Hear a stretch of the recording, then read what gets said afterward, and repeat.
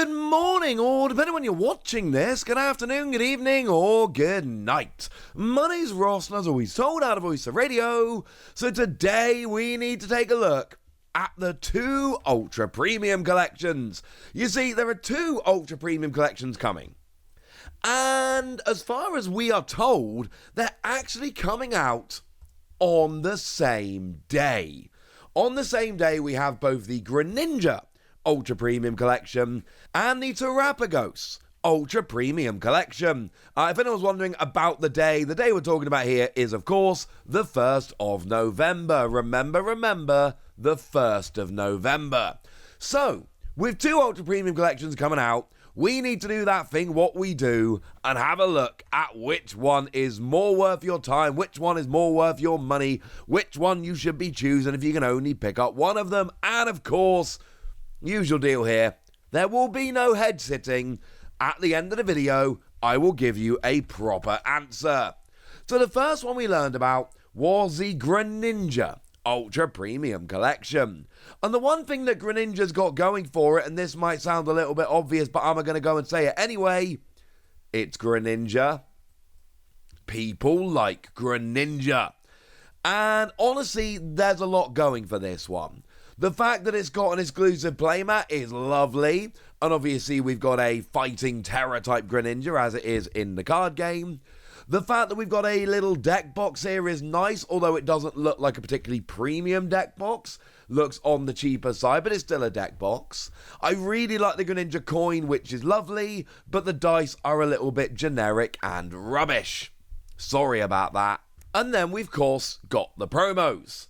And I say promos here in quotation marks because they're not really promos. Now, the one thing we have got here is a metal Greninja EX. The Greninja EX, the Terra fighting one from Twilight Masquerade, we have a metal version of it. This is the coolest thing about the Greninja Ultra Premium Collection.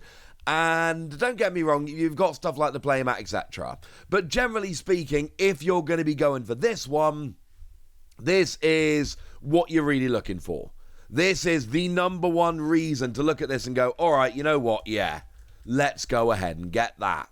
Because honestly, outside of this, I'm not sure how great this product really is. I'm not saying it's bad, but I am saying that if we look at this, we can go, well, it's got a metal card, but outside of that, bit less exciting. Because if we look at the other quote-unquote promos, they're not promos.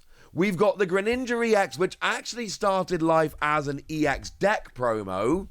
And honestly, the fact that it's coming here has kind of devalued the EX deck a little bit, because that used to be an exclusive promo that could only be got in the EX deck, and now it's not. But it's not a particularly good or playable card. Like single energy, 40-20 your opponent's Pokémon, or 2 energy, 120 if they've already got damage on 240. And it was designed as kind of an intro card over in Japan. It's not supposed to be particularly good, and it's not. The one from Twilight Masquerade is a better card. It's actually viable. It's not the best deck in the format, but it does see play and success. I've seen a bunch of winning lists coming out from Japan. It's okay. Best thing about it, single energy, 170, and search your deck for any card. It's fine. But it's not exactly a game-breaking card, and even if it was, it's just in Twilight Masquerade. So we've got a full-art version of this Greninja, which you can just go and pick up. And we've got the special illustration rare, which is actually, it's a card we've talked about before. It's absurdly expensive. It's honestly more expensive than it has any right to be. I don't really understand it, because it's not that expensive in Japan. People just basically decided it was worth it, and then everyone's overpaying, and now we are where we are. But remember, the metal version isn't tournament legal. It's metal. There's no way you're shuffling that into a deck and not realizing. But essentially here, you've got the metal promo, which is cool, the playmat, which is alright, couple of cheap accessories. If you're a massive Greninja fan, this is cool. Outside of that, metal card and playmat, that is essentially where we're going. So what about the Terapagos Ultra Premium Collection? Well, until a couple of days ago when we saw the promos, I wasn't really able to give you much of an idea here. I wasn't able to tell you where we were going with this. But now we have got a better idea. So I can tell you where we're going with this. And honestly, it is a lot better than we thought it was. Because it's got free exclusive promos. And you know, I just finished talking about the Greninja Ultra Premium Collection. And my biggest downside of that was the lack of exclusive promos. Here we've got free. We've got Full Art Terapagos. Now, they have done that thing where Full Art Terapagos is just in the Japanese set. And they've literally just taken it out of the English set it was supposed to be in so that they can use it as a promo, and that's literally it. It should be in Stellar Crown. It's not in Stellar Crown. They've taken it out to use it as a promo.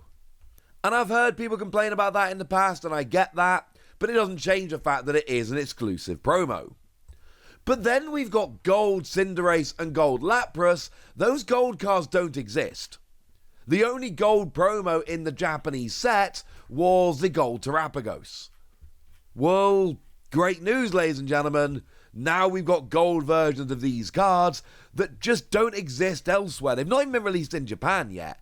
And as I've told you, I think when we get to the end of year special set, Terastal Festival as we know it's going to be called, yeah. But as it stands at the moment, they are exclusive. And you don't get any metal cards here, but the fact that you've got free full-on exclusive promos is frankly a pretty big deal. It gives it a big one-up over Greninja. Because if you look at the rest of it, I think it kind of wins as well. Now, playmat-wise, we have a playmat, and they basically look the same. It's up to you which one you prefer. I don't really mind either of them. I don't love either of them. I don't hate either of them. They're fine. In terms of deck box, the Terapagos one does look a little bit better. But again, it's much of a muchness. In terms of coin, they're much of a... It really depends which one you like. However, there are a couple of ways Terapagos wins again. Firstly, you've got the dice. The Greninja dice are just kind of generic orange dice, nobody really cares. But the Terapagos dice are really unique. They're funny shapes. They look kind of Terra-y is the best I can give you. And they're actually different and unique and fun. And as far as I'm concerned, that does make a little bit of a difference. And then, of course, we've got the energy. You get one of each foil energy, one of each basic energy as a foil with the Terapagos Ultra Premium Collection. And you know what? Yeah, that seems fun to me. It depends on what the energy is exactly like and whether it's then available in some other way. But I'm telling you right now, we have got potentially here another reason why we can look at the Terapagos Ultra Premium Collection and go, yeah, this is actually kind of awesome. So I think if you put the two side by side, I think it is fair to look at this and go, okay, now Terapagos wins. You know what? Yeah, I think Terapagos is the winner here. Now, it's not necessarily a hard and fast rule, because there are, for instance, Greninja fans out there and Metal Card fans out there, and there are reasons to go Greninja. Also, we've not seen, I don't think, a confirmed price in the US, UK, etc. But the fact that it comes with 16 packs rather than 18 means it should be slightly cheaper. But honestly, if you're buying an Ultra Premium Collection, it's not really about the packs or any of that. It's about getting cool, exclusive stuff. And with Terapagos, you get free exclusive promos rather than just a metal reprint of an existing card. You get the cool dice. You get the hollow energy. And I think that all adds up to go, you know what? Terapagos here is the best. I don't think either of these are full-on slam dunk have-to-buy products. And don't get me wrong, I love the promos in the Terapagos one. I think I'm going to end up picking this one up. But I don't think it's an absolute must-buy product. You've got a bunch of accessories in there like the playmat and the deck box, which are raising the price of the product, which a lot of people probably aren't going to be interested in. For me, I look at the Terapagos and I go, the promos, the energy, the dice, these are cool and really worth picking up. And when I look at the Greninja, I go, well, I like the metal card. The metal card is kind of cool. But that's about it. That's about where I am. And that's why I think we can look at this and go, you know what? Terapagos is the winner. That's what I think. And look, I promised you guys that we would have a definitive answer. I've given you a definitive answer. So now it's over to you guys. Tell me which one you like. Tell me which of the two you think is better. Tell me anything you want to tell me in the comment section. Go nuts! Be nice! And then make sure you like this video, subscribe to this channel, follow me on Twitter at the Wasi. That's where we talk about Pokemon and a whole bunch of other card games. And please do consider checking out patreon.com/PTCG where you can support the channel, get some bonus podcasts, join a Discord, and all kinds of fun things. And get shoutouts on the channel like the lovely Star of Dav, who's been a supporter of ours for a while now and is a very lovely person.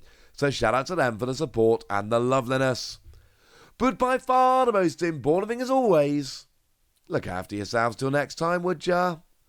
Thank you very much for watching. My name's Ross, and you've been watching PTCG Radio.